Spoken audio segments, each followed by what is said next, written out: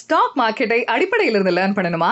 Chart trading, support and resistance, entry, stop loss, target என அனைத்தையும் பிராக்டிக்கலாக ஒன் டே லைவ் ஒர்க் ஷாப்பில் லேர்ன் பண்ணுங்க. கால் 8072586715. Link in description. வணக்கம் பிரஜி சார். வணக்கம் Nilesh. Welcome back to magic 20 Tamil வழங்கும் ஃபைனல் ரைட். ஸோ இன்னைக்கு ஒரு சென்சேஷனான விஷயம் நடந்திருக்கு. நீங்க பார்த்துருப்பீங்க. டாடா குழுமத்தோட சேர்மன் மிஸ்டர் சந்திரசேகர் சார் வந்து ஸ்டெப் டவுன் ஆயிருக்காங்க. ஸோ இதோட இம்பாக்ட் எப்படி சார் இருக்கும் இனி மார்க்கெட்ல?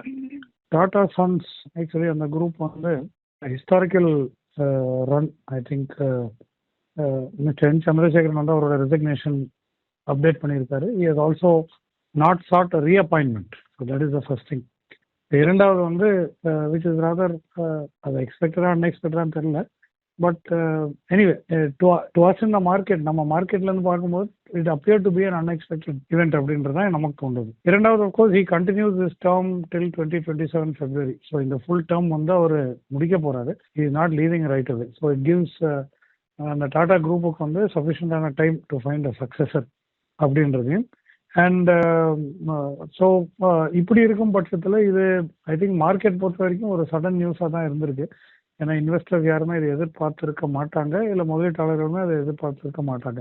ஸோ அப்படி இருக்கும் பட்சத்தில் இந்த கொஸ்டின்ஸ் அபவுட் யார் லீடர்ஷிப், இது எப்படி இருக்கும் எக்ஸெட்ரா, நார்மலாக சந்தையில் நடக்கக்கூடிய அந்த மாதிரி ஒரு கவலையும் அச்சமும் அந்த டாடா ஸ்டாக்ஸை சூழ்ந்திருக்கிறது என்பதையும் நம்ம பார்க்க முடியுது. முக்கியமாக இதோட இம்பேக்ட் வந்து ஆல்ரெடி ஃபாலிங் மார்க்கெட். இன்னைக்கு சந்தையின் போக்கு வந்து ஒரு இறக்கத்தின் மூடில் தான் இருந்தது காலிலேருந்து ஆரம்பத்துலேருந்து. அந்த மூட்லேயுமே இந்த மாதிரி ஒரு நியூஸ் வரும்போது அது double whammy for Tata stocks. So முக்கியமாக டிசிஎஸ் பார்த்தீங்கன்னா ஒரு 5-6% இறக்கம். அதே போல் டாடா மோட்டார் பேசஞ்சர் வெஹிக்கிள்ஸ் அது வந்து ஒரு 3 to 4%, டைட்டன் வந்து ஒரு 2%, டாடா பவர், டாடா ஸ்டீல் எல்லாமே ஒரு 2%. So mostly all Tata group stocks வந்து ஒரு பிட்வீன் 2 and 6% வந்து ஒரு விலை வீழ்ச்சியை சந்தித்ததை நம்ம பார்க்கிறோம். So we'll have to look at இது இந்த பிளே வந்து எப்படி ப்ரோக்ரஸ் ஆகுது, அடுத்த சக்சஸர் யார் அனௌன்ஸ் பண்ண போறாங்க, எப்படி வர போறாங்கன்றது. More importantly mister Chandrasekhar was also from TCS. He started with TCS and then moved on to becoming the chairman of the Tata Group. So we'll have to wait and see how this goes. But yeah, இதுதான் ஒரு ரொம்ப building up நியூஸாக இருக்கிறது and ஒரு market impacting நியூஸாகவும் கூட இருக்கிறது Nilesh. So upcoming பார்த்தீங்கன்னா நம்ம கவர்மெண்ட் என்டிட்டியான பெல்லோட ஷேர்ஸ் வந்து 2.11% வந்து இன்க்ரீஸ் ஆயிருக்கு. அதை பற்றி ஒப்பீனியன் என்ன சார் உங்களோட? ஓகே, இப்போ பிஹெச்இஎல் பற்றி, பிஹெச்இஎல் பாரத் ஹெவி எலக்ட்ரிக்கல்ஸ், இவங்களை பற்றி பேசுறதுக்கு முன்பதாக ஐ திங்க் சந்தையோட ஒரு லுக் பார்த்துட்டு நம்ம பிஹெச்இஎல் போகலாம். சந்தை வந்து இன்னைக்கு under pressure from the morning. அதை துவக்கத்துலேருந்து ஒரு ப்ரெஷர். ஹை பார்த்தீங்கன்னா 24,473 புள்ளிகள். ஸோ இன்னைக்கு வந்து அந்த 24,600 ரேஞ்சுக்கே நம்ம இன்னும் செல்லவே இல்லை. தொடர்ச்சியாக நம்ம வந்து 3ஆம் தேதியிலேருந்து பார்க்க போகும்போது அந்த ஹைஸ் வந்து குறைஞ்சிட்டே இருக்கிறது அப்படின்றத நம்ம நோட்டீஸ் பண்ண முடியுது. And today was even more lower. அதே போல் லோ பார்த்தீங்கன்னா அந்த 24,400 ரொம்ப குரூசியலான ஒரு சப்போர்ட்டை பிரேக் செய்து அதுக்கும் குறைவாக 24,265 24,265 அப்படின்ற ஒரு லோ ரெஜிஸ்டர் பண்ணதே நம்ம பார்க்கணும். பட் இந்த ஒரு இறக்கத்தின் மூடு வந்து சந்தைக்கு வந்து பிட்வீன் ஓப்பனிங்லேருந்து ஒரு 1:30 2 o'clock வரைக்குமே அந்த மாதிரி ஒரு இறக்கம் இருந்ததாக நம்ம பார்க்க முடியுது. பட் டுவர்ட் க்ளோஸ் அந்த 2 to 340 அந்த டைமில் நம்ம பார்க்க போகும்போது சந்தை வந்து ஒரு குவிக் ஷார்ட் கவரிங் ரேலி மாதிரி எனக்கு தோணுச்சு. பட் அந்த மாதிரி ஒரு ஷார்ப்பான ஒரு ஏற்றம், விட்டு போனது அனைத்துமே திருப்பி பிடிக்கிற மாதிரி ஒரு ரேலி அந்த கடைசி 1.5 மணி நேரத்தில். இன்ஃபேக்ட் இன்னையோட க்ளோஸ் பார்த்தீங்கன்னா வெறும் 35 புள்ளிகள் குறைவாக தான் சந்தை முடிவில் இருந்தது. So we close back again above 24,400. So இதுலேருந்து நமக்கு என்ன புரிய வருதுன்னா அந்த 24,200 24,200 அந்த ரேஞ்செலாம் வரும்போது 235 வரும்போது நல்ல வேல்யூ பையிங் வந்து புதிதாக முதலீட்டாளர்கள் வந்து வேல்யூ பையிங் அந்த ரேஞ்சில் பண்ணுறாங்க. ஸோ ப்ளஸ் ஷார்ட்ஸ் எல்லாமே, அதாவது 400 500 இருக்கக்கூடிய ஷார்ட்ஸ், கேரி ஃபார்வர்ட் ஷார்ட்ஸ் எல்லாமே அந்த ரேஞ்சில் அந்த 24,200 ரேஞ்சில் வந்து கவர் ஆகி சந்தைக்கு ஒரு பவுன்ஸ் பேக் கொடுத்ததாகவும் நம்மளால பார்க்க முடியும். So that is a noteworthy point to remember before we start considering the rest of the story. Right. அடுத்து நீங்கள் பிஹெச்இஎல் பற்றி கேட்டீங்க. பிஹெச்இஎல் உடைய பெர்ஃபார்மன்ஸ் வந்து I think has been pretty strong. அதுதான் ரொம்ப முக்கியமாக நம்ம கவனிக்க வேண்டிய ஒன்று. பிகாஸ் பிஹெச்இஎலோட ஸ்டாக் ப்ரைஸ் வந்து ஒரு 2.5% கிட்ட ஒரு ஏற்றத்தை சந்தித்து நம்ம பார்க்க முடிந்தது. முக்கியமாக கம்பெனிஸ் ரெவன்யூ, அதாவது பிஹெச்இஎலோட ரெவன்யூ வந்து ஆல்மோஸ்ட் 60% ஏற்றம் நடந்திருக்கிறதையும் அண்ட் நெட் ப்ராஃபிட் ஒரு 290% growth.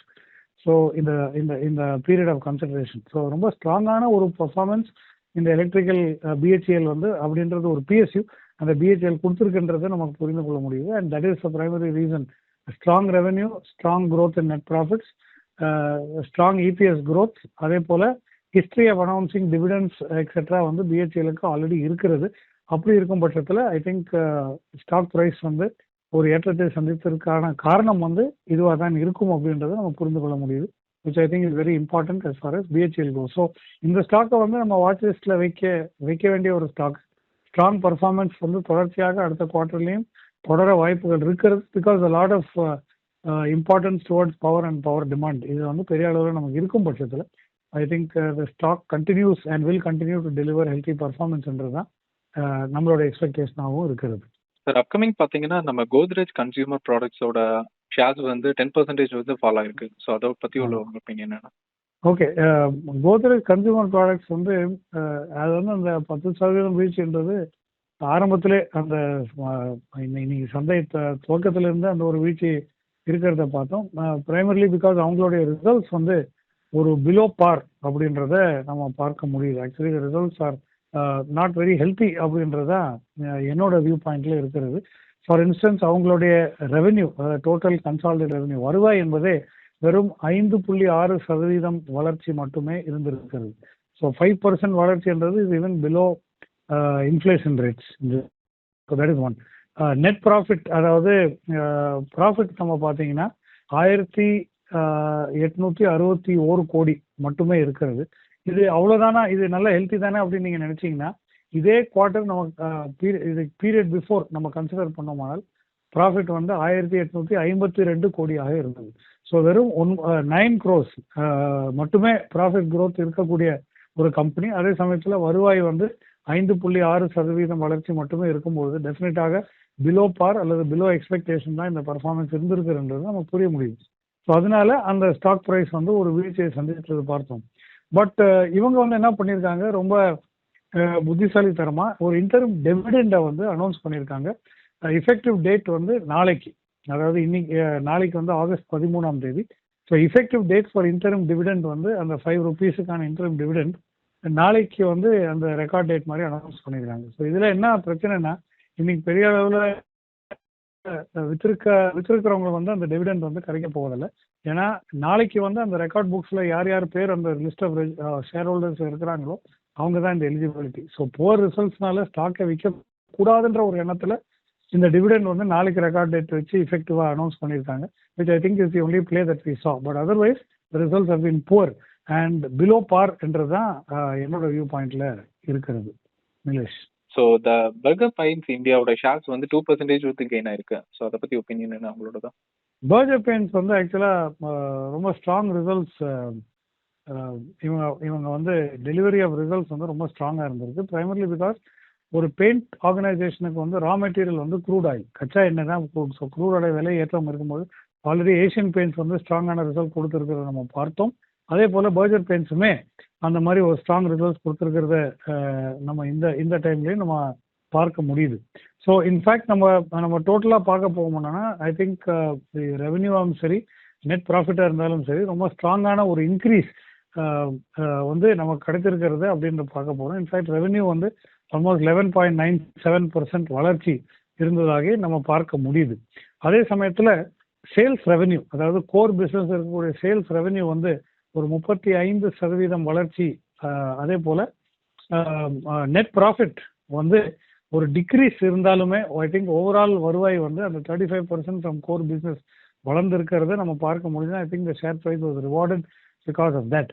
And the fluctuating crude prices வந்து impacted the decrease in profit. So net profit, so actually லாஸ்ன்றது கிடையாது, but quarter to quarter compare பண்ணும்போது டிக்ரீஸ் இன் நெட் ப்ராஃபிட் நடந்திருக்கிறது. But overall income of the கம்பெனியாக இருக்கட்டும், ரெவென்யூவாக இருக்கட்டும், net இன்கமாக இருக்கட்டும், எல்லாமே ஸ்ட்ராங் சேல்ஸ் நம்பர்ஸும் ரொம்ப ஸ்ட்ராங்காக இருக்கிறதுனால expectation from the market side towards better and improve performance over the coming quarters அப்படின்றது இருக்கிறதுனால ஐ திங்க் பர்ஜர் பெயிண்ட்ஸோடைய ஸ்டாக் ப்ரைஸ் வந்து ஒரு ஏற்றத்தை சந்திச்சது நம்ம பார்த்துருக்கோம். Again paint stocks have done well. கச்சா எண்ணெய் வாலட்டைலாகவும் வந்து ப்ரைஸ் ஏறின அந்த ஒரு ட்ரெண்டில் இருக்கிறதுனால ஐ திங்க் இந்த மாதிரி பெனிஃபிஷரிஸ் ஃபர்டிலைசர் கம்பெனிஸாக இருக்கட்டும், அதே போல் பெயிண்ட்ஸ் அண்ட் கெமிக்கல்ஸாக இருக்கட்டும், இவங்க எல்லாமே இந்த ஹையர் ப்ரைஸ்லேருந்து ஒரு பெனிஃபிட் கிடைக்குது. And that is what has impacted this stock positively. Sir இந்த மில்கி மிஸ்டோட இம்பாக்ட் பார்த்துருப்போம். நம்ம 2 days அதை பற்றி பேசியிருந்தோம். அதை பற்றி ஒப்பீனியன் என்ன சார்? 2 days ஆயிருக்கு. ஓகே, இன்னைக்கு வந்து மில்கி மிஸ்ட் ஐபிஓ ஓஎஃப்எஸோட 2வது நாள் நிலேஷ். ஸோ இதில் வந்து இப்போதைய நிலைமைக்கு, அதாவது நம்ம பேசிக்கொண்டு இருக்கக்கூடிய நிலைமைக்கு இந்த இந்த இந்த ஐபிஓ வந்து எப்படி சப்ஸ்கிரைப் ஆயிருக்குன்னா, ஓவராலாக பார்த்தீங்கன்னா அதான் எல்லா செக்மெண்ட்டுமே ஒன்று சேர்ந்து ஒப்பிட்டு பார்க்கும்போது 1.98% ஆர் டைம்ஸ் 1.98 டைம்ஸ் சப்ஸ்கிரைப் ஆயிருக்கு. ஸோ இது ஆல்மோஸ்ட் டபுள், அதாவது ஓவர் சப்ஸ்கிரிப்ஷன் வந்து ஆயிருக்குன்றது, ஃபுல் ஓவர் சப்ஸ்கிரிப்ஷன் ஆயிருக்குன்றதை புரிந்து கொள்ள முடியுது. சரி, இது செக்மெண்ட் வைஸாக நம்ம பார்க்க போனால் நமக்கு ரொம்ப முக்கியமாக கவனிக்க வேண்டியது ரீட்டைல் செக்மெண்ட். இப்போ நேற்றைய தினம் இதே நேரத்தில் நம்ம இந்த ஷோ பேசும்பொழுது ரீட்டைல் செக்மெண்ட் வந்து 0.4 மட்டுமே இருந்தது அப்படின்னு சொன்னேன். எண்ட் ஆஃப் டேக்காவது ஒரு 1 டைம் வருமா அப்படின்றத நம்ம கேட்டோம். பட் இப்போ நீங்கள் பார்த்தீங்கன்னா அது வந்து 2.31 டைம்ஸ் ஓவர் சப்ஸ்கிரைப்ட் ஆயிருக்கு. Which means for every 1 retail share 2.31 retail investors have put in their application. So அதுதான் ஃபர்ஸ்ட் புரியணும்.